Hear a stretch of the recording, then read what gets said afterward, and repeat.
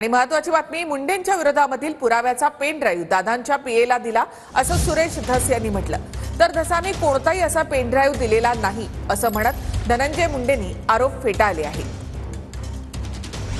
परळीतील bogus बिलांचा मुद्दा डीपीडीसीच्या बैठकीत मांडल्याचं सुरेश धसांनी म्हटलंय।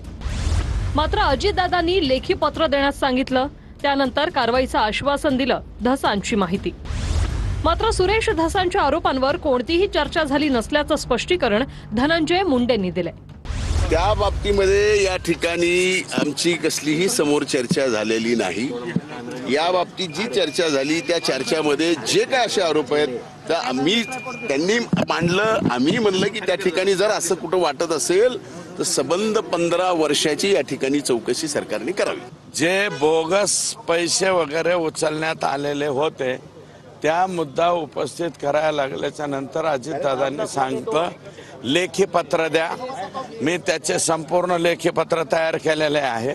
मी आतापर्यंत त्याची म्हणजे लेखी तक्रार केली नव्हती, आता मात्र मी त्याची लेखी तक्रार करेन। अजित पवारांच्या पीए डिसले यांच्याकडे बोगस बिला संदर्भातला पेनड्राईव्ह दिला धसांची माहिती। दरम्यान सुरेश धस यांनी कोणताही पेनड्राईव्ह दिला नसल्याचा दावा धनंजय मुंडेंनी केलाय।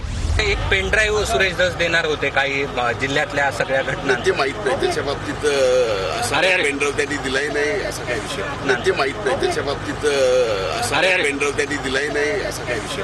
अहो माझ्याकडे मी सगळ्या मीडियाला कालच दिलं ना पेनड्राईव्ह। अजितदादांच्या पीएला दिलं ना डिस्लेंना, आज डिस्लेच होते ना बरोबर, त्यांना कालच पाठवले ते। आणि मला वाटतं मी कालपासून स्टेटमेंट केल्यापासून गोविंदजी जवळजवळ 500 लोक माझ्या कानावर आले, 500 लोक कोमामध्ये गेलेले आहेत। दरम्यान डीपीडीसीच्या बैठकीत बाचाबाची झाल्याची माहिती आहे। बीड जिल्ह्यात कोणाची दहशत हा मुद्दा मांडल्यानंतर आमच्यात आणि माजी पालकमंत्र्यांमध्ये बाचाबाची, बजरंग सोनावणेंची माहिती। मात्र आमच्यात गुद्द्यांचं नाही मुद्द्यांचं भाषण, सुरेश धस यांचं बाचाबाचीवर स्पष्टीकरण।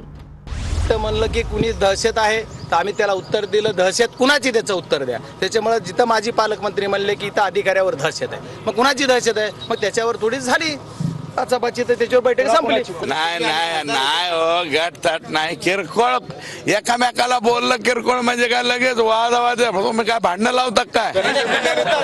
धनंजय मुंडे म्हणले का भांडणं झाले? धनंजय मुंडे म्हणले का भांडणं झाले? नाही, मग आम्ही म्हणणार नाही भांडणं नाही झाले।